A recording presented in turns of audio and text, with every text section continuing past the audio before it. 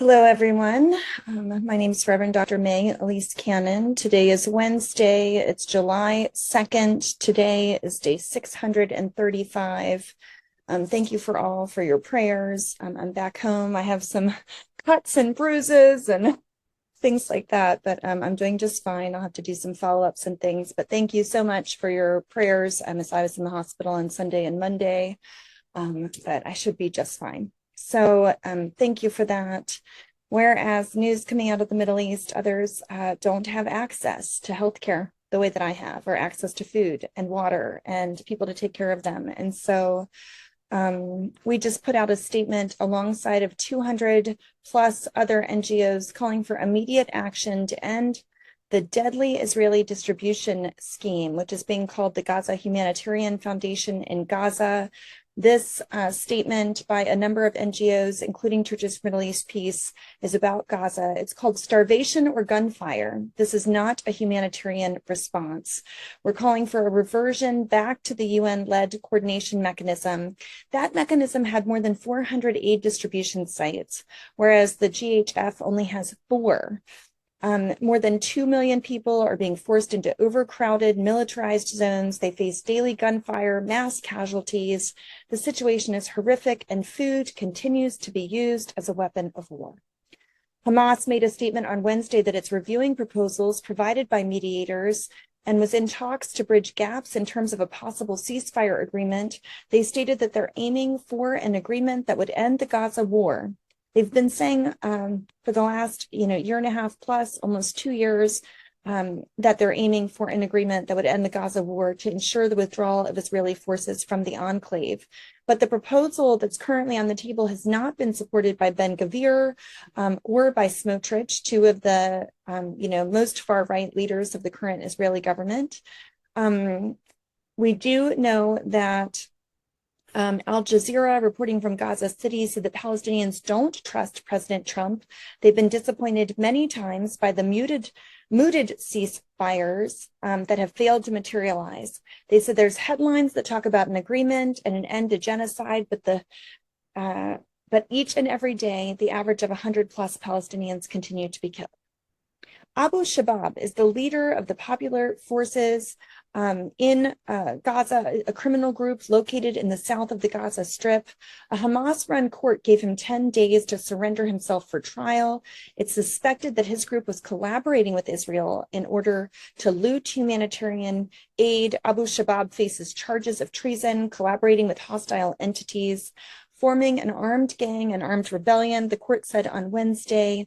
They said that if he does not show up, he would be tried in absentia. In terms of the Israel-Hamas war, the genocide in Gaza, Haaretz's daily briefing today was entitled, "Trump and the IDF chief want to end the Gaza war, but it is not clear whether or not Netanyahu is on board." President Trump yesterday claimed that Israel had agreed to conditions to finalize a 60-day ceasefire. Now, the problem with these ceasefires, 30 days, 40 days, 60 days, is they're not permanent. CMEP, among many other NGOs, has been calling for a comprehensive permanent ceasefire. Now, if Hamas does not accept the deal, Trump has said, quote, "it will only get worse." Hamas signaled openness, as I mentioned previously, but that they're calling for a complete end to the war. At the time of the writing, Israel did not publicly comment on Trump's announcement. This update came on the precipice of a meeting that Netanyahu is going to have in Washington, D.C. It's believed he's going to be here next week on Monday for meetings at the White House with President Trump. President Trump shared on Truth Social, "I hope for the good of the Middle East that Hamas takes the deal because it will not get better. It will only get worse." This past Sunday, President Trump urged on social media for Israel to take the deal, but Netanyahu told a group in Shin Bet, the domestic intelligence agency in Israel, that Israel's campaign targeting nuclear sites in Iran had opened up a lot of opportunities. First, to rescue the hostages. Israel must resolve the Gaza issue and defeat Hamas. I believe we will succeed in both of these missions. You'll recall over past months that even high-ranking military officials in the IDF has said Hamas is an ideology that cannot be defeated. Trump later said, my representatives had a long and productive meeting with Israelis. This was in regard to the potential of a 60-day ceasefire agreement.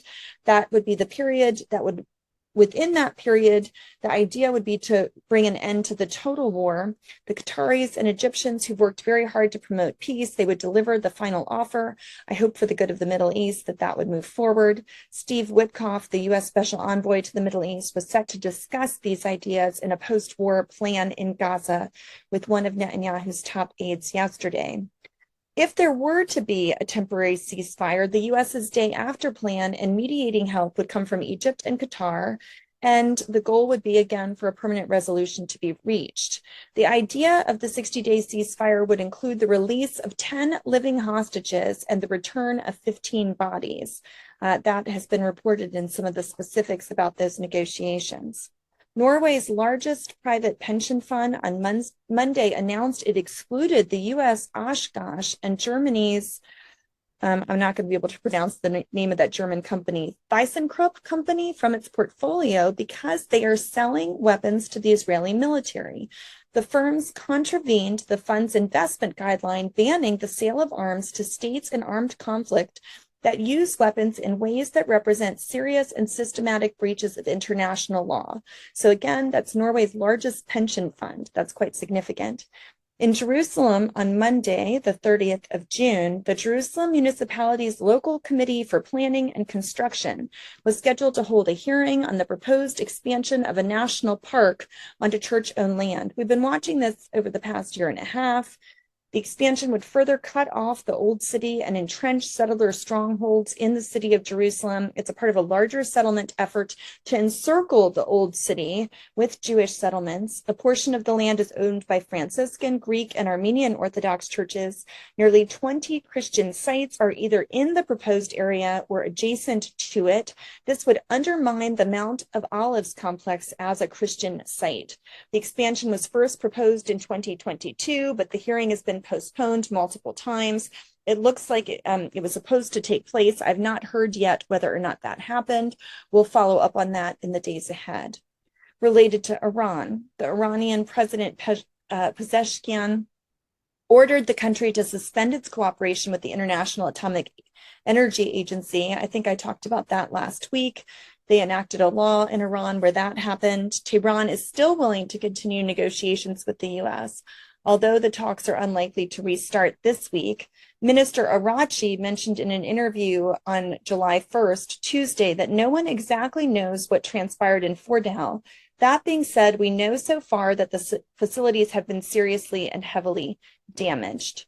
Senior Iranian official Ali Shamkhani is not dead after all. So he is a senior advisor, an Iranian official to the Iranian Supreme Leader, Ayatollah Ali Khamenei. The Rear Admiral Ali Shamkhani was thought to have been killed in an Israeli airstrike over a month ago. The New York Times utilized a source that was close to the family and confirmed, but it was proven to be false over the weekend. He was seen attending a funeral for military commanders in Tehran.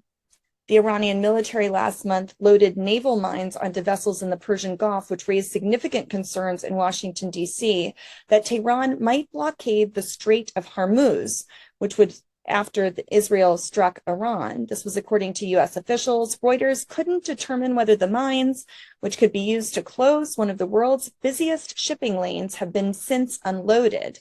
Concerns in Washington that Tehran was planning this blockade have continued.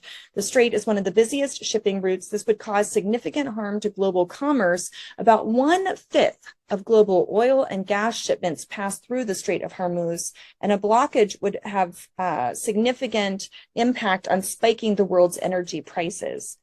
Iran is also suspected on spying on Jewish targets in Berlin to prepare for possible attacks, according to a German prosecutor's office that said on the German authorities' request, Danish agents last week arrested a Danish national believed to be gathering information on Berlin's Jewish community on Islamic Revolutionary Guards Corps orders. A quick update on Turkey. 120 officials from Turkey's Republican People Party were detained over alleged corruption. The opposition political party included former Izmir mayor Tunik Soyer and the provincial leader Senol Aslanoglu, who Over 157 arrests were filed against these individuals. There have been waves of arrests in Turkey this year, particularly with political officials and candidates. The mayor of Istanbul was arrested on allegations of corruption this past March. Many people believe that these cases are politically motivated, especially in regard to Imamoglu, who's regarded as the main challenger to President Erdogan's 22-year rule. He was officially nominated as his party's presidential candidate following his imprisonment, but the Erdogan government denies any political motivation or influence on the court in these arrest warrants. In the United States, a pro-Palestinian Georgetown student from India, Badr Khan Suri, can remain free while litigating the U.S. government's efforts to deport him. A federal appeals court ruled that yesterday. And I just wanted to close by letting you know that this week, one of the privileges I had was writing the daily wake-ups for Red Letter Christians. These are daily devotionals. We partner with Red Letter Christians on a number of things. But every devotional I wrote this week focuses on God as the liberator, the one who sets us free. And one of the things I love about the Red Letter Christian Wake-Ups is not only do they come out very early in the morning, but they have a very small section that says, now go and do. Today's scripture reading on July 2nd was from Luke chapter 13, verse 12, where Jesus says, "Woman, you are set free from your infirmity." And on touching her, she straightened up and praised God. And so may we be reminded that at the power of a single touch, Christ has the ability to set us free. This is such good news. May our aches and pains, the sorrow that we hold in our heart, the brokenness within us, all of the losses that we've ever known, be healed at the simple touch of Jesus. Regardless of how big or how small, the mere touch of the hands of Christ completely set us free. Now go and do, knowing that God sees our struggles and our pain, knowing that we're not alone, allowing the loving power of God to touch us, to bring us comfort, healing, and freedom. May we expect to be healed by the simple touch of Jesus who sets us free. In the name of Christ, amen.